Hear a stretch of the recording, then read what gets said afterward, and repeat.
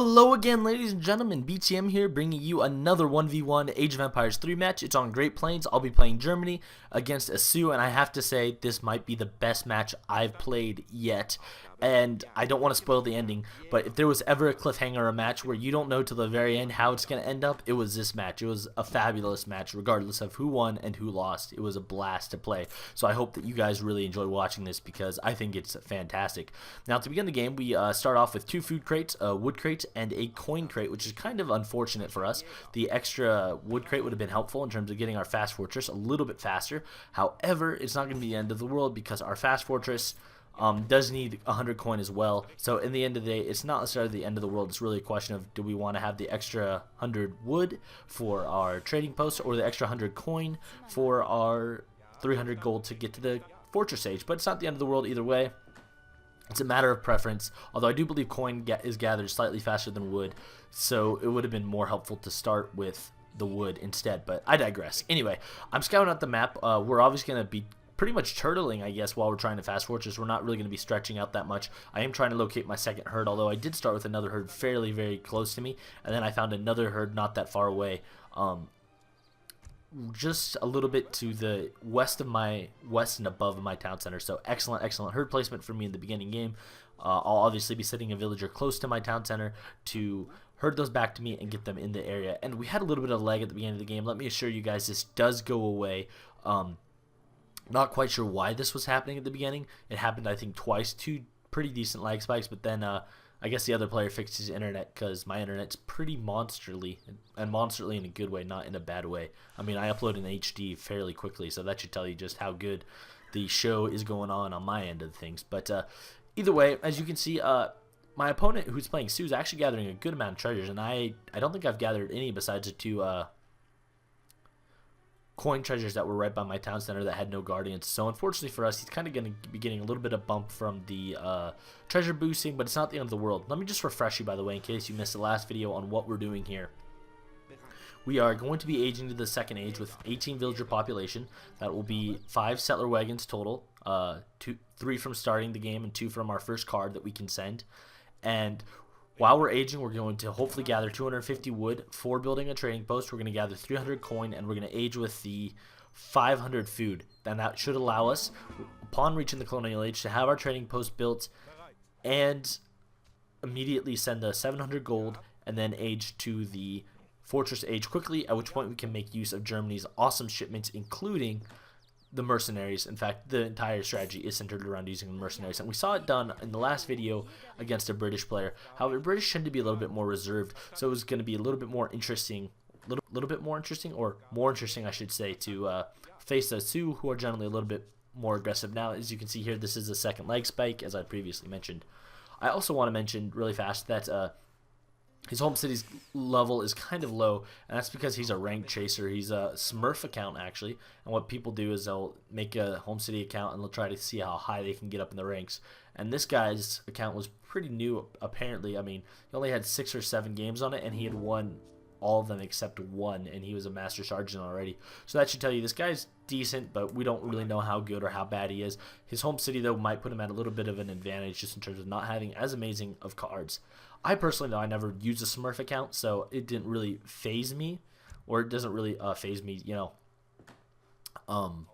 how things go like that. I do have another Age of Empires 3 account, though. It's a Big Thunder Man. It's exactly like my channel, but I've never played it. If you search for it in the Age of Empires window, all you're going to find is it's been logged on exactly the day it was made, and that was it. And as you can see here, we're aging to the colonial age, and we've shifted all our settler wagons to wood, and my goal is to have my explorer finish his circle around the world, end up at the trading post right before we get the 500 or 200 wood we need. And so my goal is to get exactly the 200 wood I need, get the trading post built, and then immediately get to getting the 300 gold we need in order to age. And so far it's going pretty seamlessly, and after we get the 300 gold, we'll then put those settler wagons onto food in order to get them to gather the food faster. Although actually what I end up doing is, because I'm already so close to 300 gold, I end up putting through the settler wagons onto food and only 2 of them onto gold instead of all 5 onto gold or coin, I guess I should say, because they are technically gathering the coin from a silver mine. So to refer to the resource as gold is kind of erroneous, perhaps.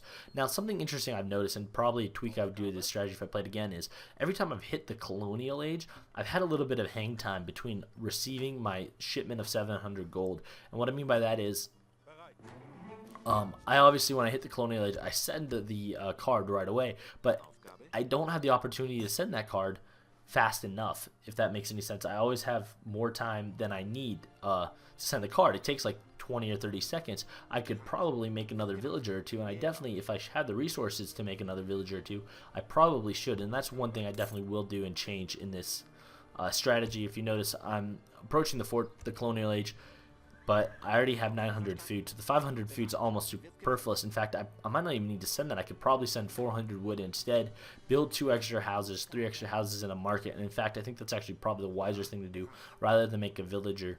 That'd probably actually be way smarter.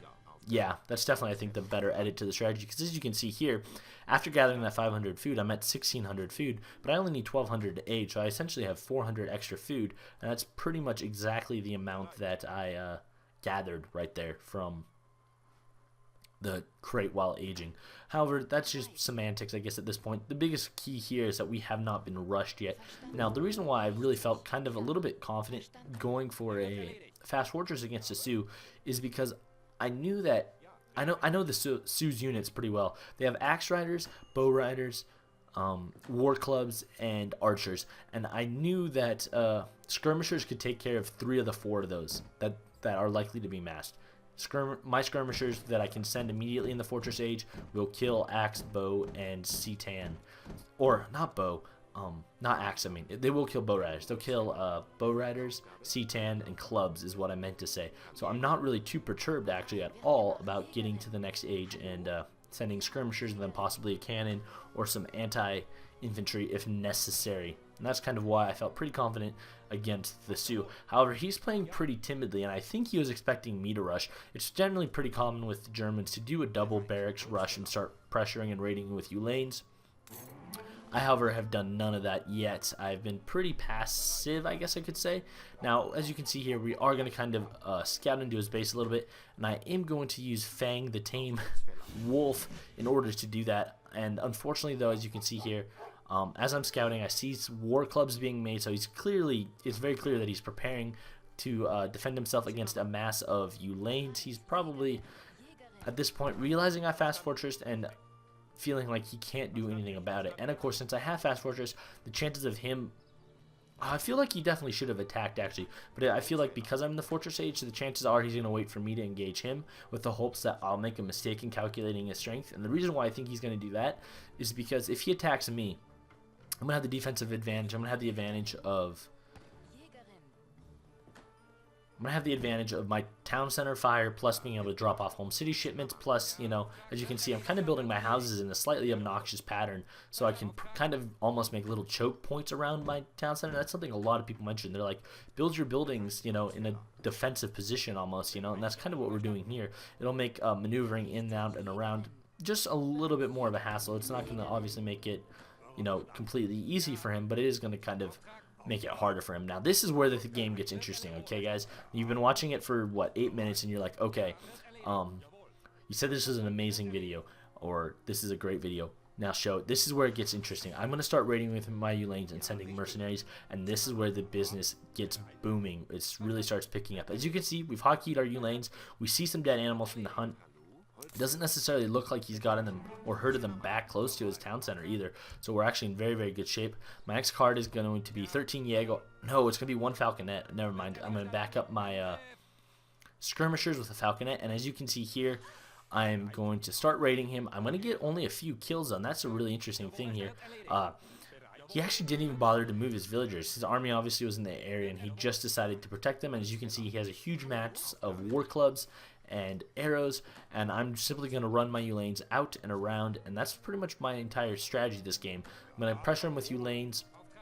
I'm going to kind of sit back defensively, at least initially, pressure him with lanes, and we're going to get some raiding going on. This is kind of a lot of fun. I really felt like, you know, I've talked before, I play chess, and I like controlling the tempo of the match, and we start doing this here.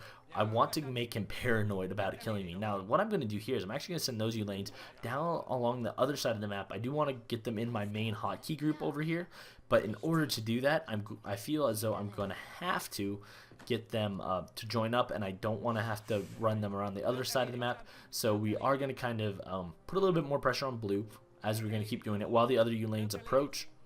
So as you can see here, I'm going to keep attacking blue. I want the lanes to keep appearing in inconvenient places for him.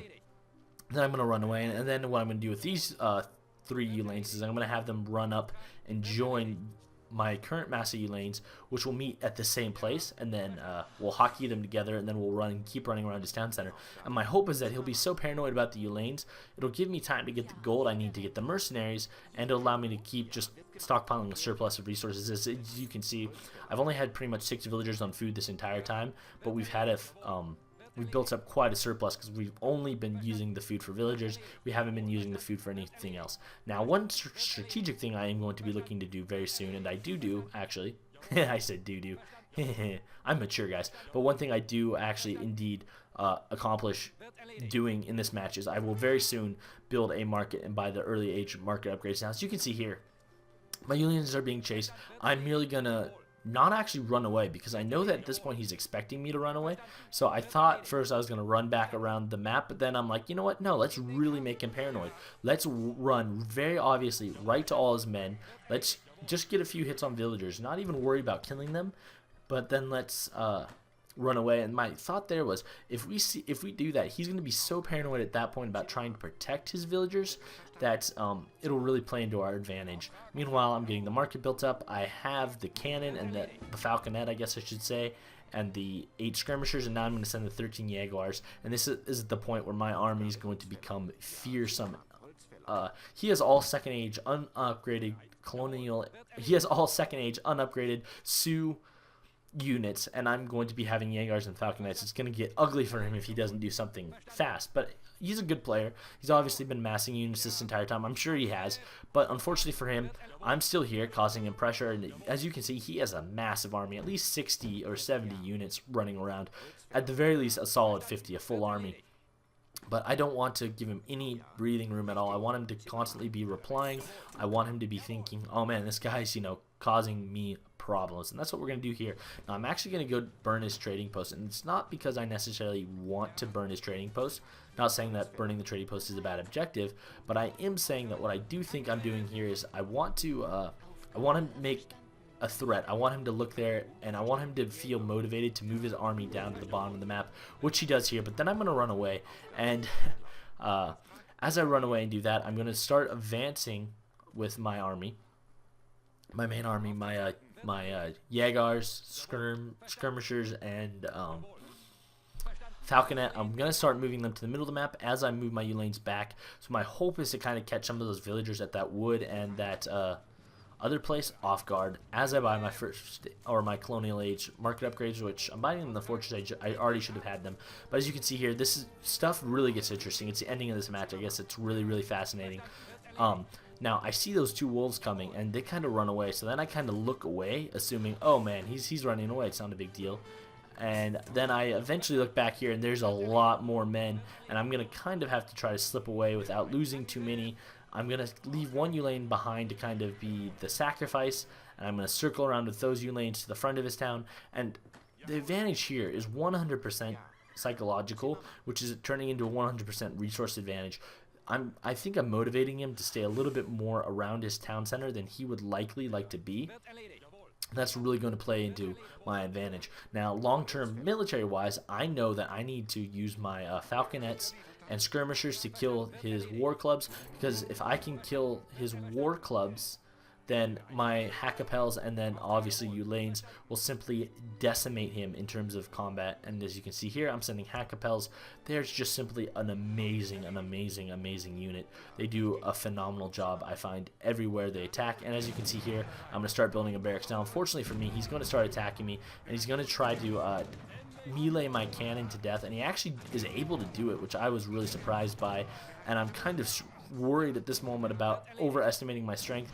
I'm going to get my U-lanes back on the field, and I'm very concerned about my Jaegers being wasted. I've lost quite a few already. I'm actually going to back up just a little bit here and start kind of splitting fire, hitting and running, and trying to be a little bit smarter. My Ulanes are on the way. I know that the Ulanes will simply just decimate him, and he realizes at this point that he needs to run away, and that's going to kind of let me get some more peripheral fire. Now, the reason why I didn't immediately run when the situation started to get ugly is I knew I had Hackapels on the way, and I knew that his economy, because of the rating, probably wasn't as good as mine, so I kind of felt as though if I can hold my own and get the Hackapels on the field, he'll be in a world of trouble. He won't have any chance or ability to do anything, and that was a risky strategy, but I definitely thought that if I ran away at this moment, I would lose more than I would gain. So I let his massive Citan bows pretty much kill the Jaegers, knowing that the Hackapels would come in and revenge kill. And as you can see, the Hackapels are one hit killing the Citan bows, so he's going to end up losing nearly, what, 10, 15, 20 of them. Meanwhile, I have my barracks pumping out skirmishers, and so really what the Jaegers did is they gave me some time. They bought me some time so I could get my feet on the ground. Now, as you can see here, I don't have enough gold to buy the link shalits or whatever they're called, so I am going to decide to send 1,000 gold as my next card, and I'm going to start threatening with the Hackapels. I am going to hotkey them, I believe, soon. I should have hotkeyed them already, to be honest. And as you can see here, I'm kind of doing a little bit of messing around with him. I'm running them around my skirmishers, so he'll want to walk them forward with the war clubs, but rather I'm just letting the skirmishers pick off while I'm increasing the amount of skirmishers I have on the field. My food surplus is really coming into handy now, and I had actually been putting a few more villagers onto food, so I'm in very, very good shape in regards to doing that.